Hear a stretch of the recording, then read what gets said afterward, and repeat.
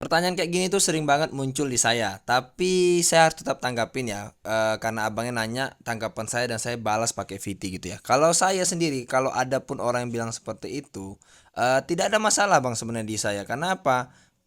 Orang itu mungkin punya pendapat sendiri kenapa dia bisa memutuskan itu sebagai judi tadi atau tebak-tebakan tadi. Nah, kalau saya yang menganggap judi itu seperti apa ketika saya tidak menganalisa lagi suatu instrumen investasi yang saya beli. Saya tidak analisa, saya hanya memilih yakin saja dan sebagainya tanpa melihat lagi yang lainnya. Nah, itu bagi saya itu saya sedang berjudi tadi ya. Tapi ketika saya melakukan analisa, saya investasi di situ, saya tahu perusahaannya, saya tidak membeli perusahaan-perusahaan yang tidak jelas. Nah, itu bagi saya ya itu udah analisa bagi saya. Tapi kalau yang jelas-jelas judi itu seperti apa ya? Kalian pakai future, pakai trading limit, ya itu bagi saya udah judi juga sebenarnya karena udah pakai hutang dan sebagainya di luar kemampuan kita untuk kita melakukan ini gitu kan.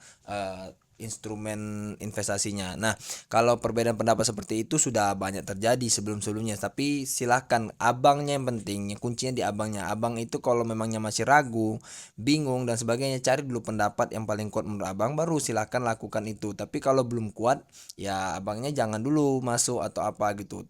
Dan pertanyaan seperti ini sebenarnya bukan ditanyakan ke orang yang sudah atau yang sudah dan sebagainya, tanyalah sama yang udah ahlinya gitu, nanti abang ambil pendapatnya gitu aja, selesai sebenarnya ya, tanpa harus mencari ya siapa yang benar siapa yang salah, masing-masing punya pendapatnya dan ketika dia salah dia akan bertanggung jawab sama Tuhannya, kira-kira gitu bang ya dari saya. Kalau saya nggak berani berkomentar lebih jauh gitu karena ya saya sudah yakin apa yang saya lakukan, saya sudah punya alasan yang kuat, pendapatnya yang kuat, ya udah cukup, kira-kira gitu.